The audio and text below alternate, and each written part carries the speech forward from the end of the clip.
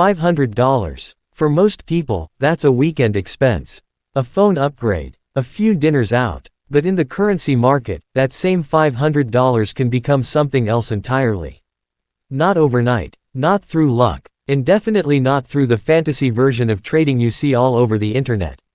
What you're about to hear isn't a hype story. It's not a get rich fast narrative. It's the actual path, slow, uncomfortable, mentally exhausting, that a small number of traders follow to turn almost nothing into something massive. And more importantly, why almost everyone else fails trying. Because the truth is simple. The difference between someone who turns $500 into millions and someone who loses everything is not intelligence. It's not strategy. It's not even timing. It's behavior. Let's start with something most people misunderstand from day one. Why Forex? Why not stocks, crypto, or long-term investing? Because Forex operates on a completely different mechanic, leverage. Leverage is what makes this entire journey possible. It allows a trader with a small account to control a position many times larger than their actual money. With $500, you're not trading $500. You might be controlling $25,000, $50,000, sometimes more. Now think about what that means. If the market moves just 1% in your favor on a $50,000 position, that's $500. You've just doubled your account. But flip that scenario. A 1% move against you.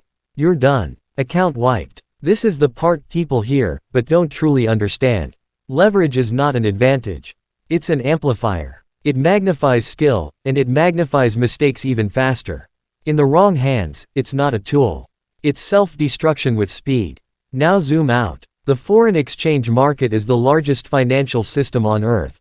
Trillions of dollars move through it every single day. Not just traders, but banks, governments, multinational corporations, and institutions with resources far beyond anything an individual has. So when you step into this space with $500, you're not entering a game. You're entering an ecosystem where precision matters more than confidence. Now let's talk about something most people avoid. The math. Because the math is both inspiring and brutally misleading if misunderstood. Let's say a trader targets a consistent return. Not extreme gains. Not gambling. Just disciplined growth. Around 10% per month. That number might sound small at first. Almost disappointing. But watch what happens when consistency meets time. Month 1, $500 becomes $550.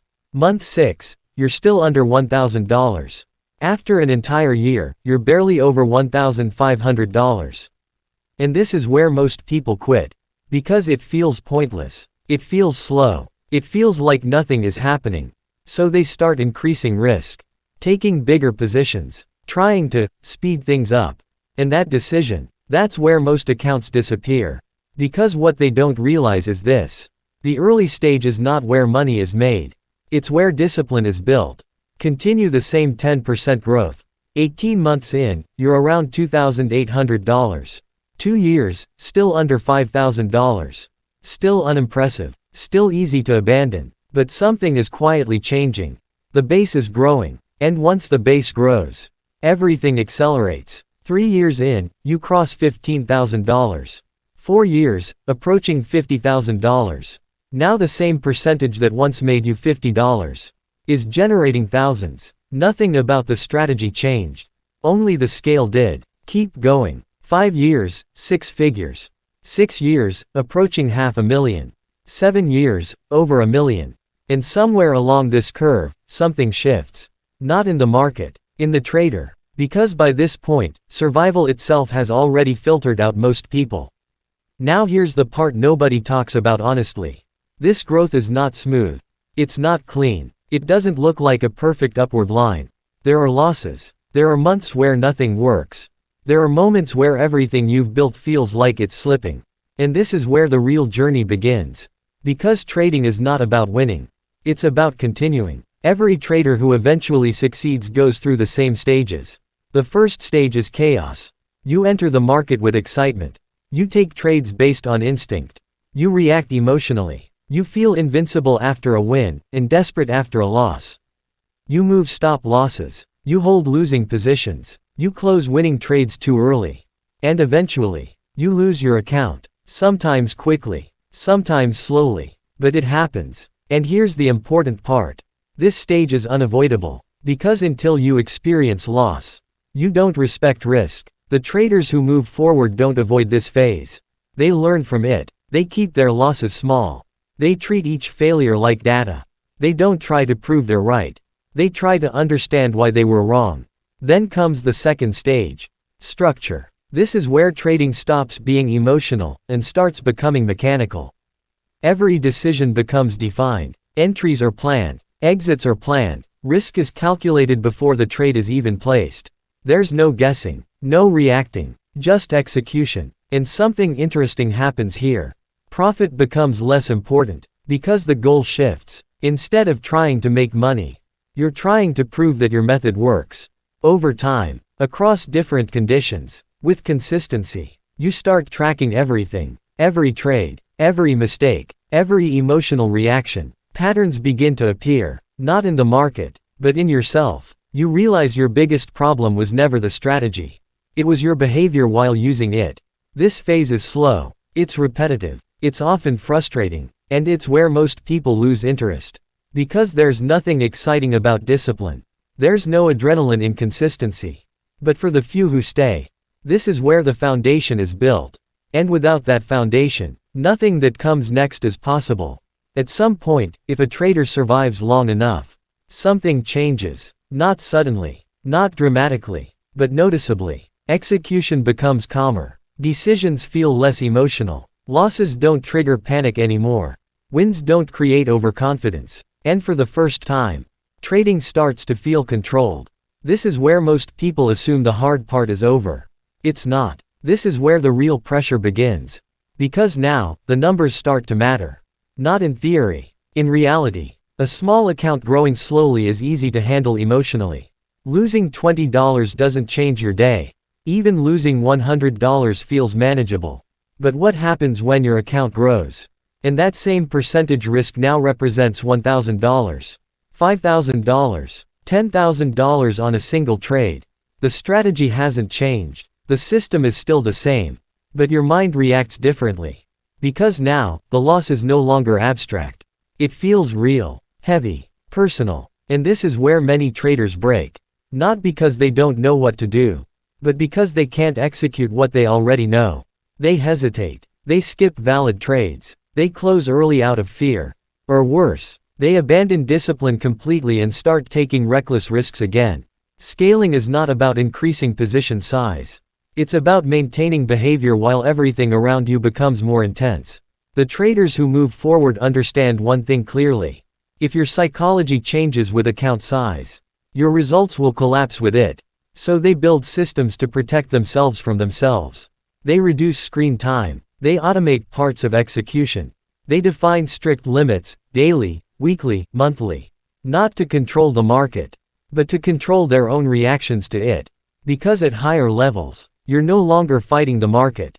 You're managing your own mind under pressure. Now let's talk about something that quietly transforms everything. Capital. Up to this point, the trader has been working with their own money. Growing it, protecting it, compounding it. But eventually, consistent performance starts to attract attention. And in trading, consistency is rare. Which means when it appears, it stands out. Friends notice. Small investors ask questions. Online platforms offer funding opportunities. Firms are willing to provide capital in exchange for a share of profits. And this is where the game expands. Because now, the trader is no longer limited to their own account size. Imagine managing $50,000 of your own money. At 10% growth, that's $5,000. Now imagine managing $500,000. Same performance, same percentage. Now it's $50,000. Nothing changed in the strategy. Only the capital increased. This is how many traders accelerate. Not by taking more risk, but by gaining access to larger pools of money. But there's a trade-off. Because managing other people's money introduces a different kind of pressure. It's no longer just your loss. It's theirs. And that changes how you think, how you act, how you handle drawdowns. Speaking of drawdowns, this is where most traders face their biggest test. No strategy wins all the time. Even the best systems experience losing streaks. Periods where nothing seems to work. Weeks, sometimes months, of stagnation or decline. When you're new, a drawdown feels like failure. It feels like something is broken. Like you've lost your edge. But experienced traders see it differently. They expect it. They've measured it. They know the historical limits of their strategy. So instead of reacting emotionally, they compare. Is this within normal range? Or is this something unusual? If it's normal, they continue. If it's not, they pause and investigate. That distinction is everything. Because reacting incorrectly during a drawdown can destroy years of progress. Overtrading. Increasing risk to recover losses faster. Abandoning a proven system at the worst possible moment. These are not beginner mistakes. These are the mistakes that happen when pressure builds. And pressure always builds. Now let's address the number that brought you here in the first place. Millions. Is it possible to turn a small account into something massive? Yes, but not in the way most people imagine. It doesn't come from one trade, or one strategy, or one breakthrough moment. It comes from repetition, thousands of trades, hundreds of decisions, years of consistency, and most importantly, survival. Because the market doesn't reward brilliance. It rewards durability, the ability to stay in the game long enough for the math to work. Now here's the part most people don't want to hear. Even traders who become profitable still fail, not immediately, but eventually. Because success introduces new problems. Overconfidence, lifestyle inflation, taking unnecessary risks because past success creates a false sense of security. They stop following their own rules. Not because they don't believe in them, but because they think they've outgrown them.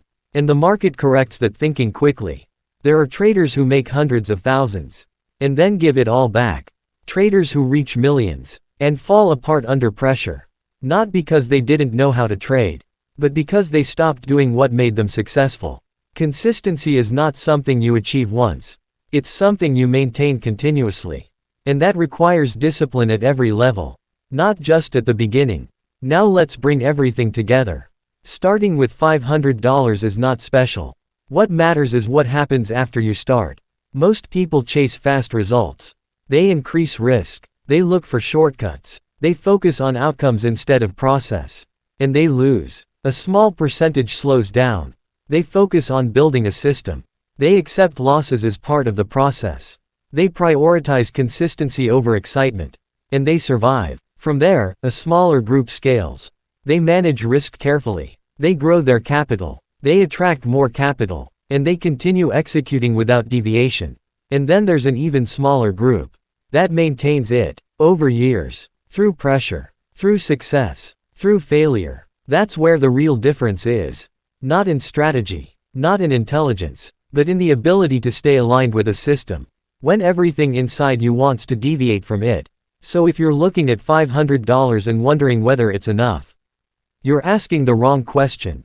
The real question is, can you follow a process long enough, without breaking it, for the numbers to eventually take care of themselves? Because if the answer is no, no amount of capital will save you. And if the answer is yes, $500 is more than enough to begin.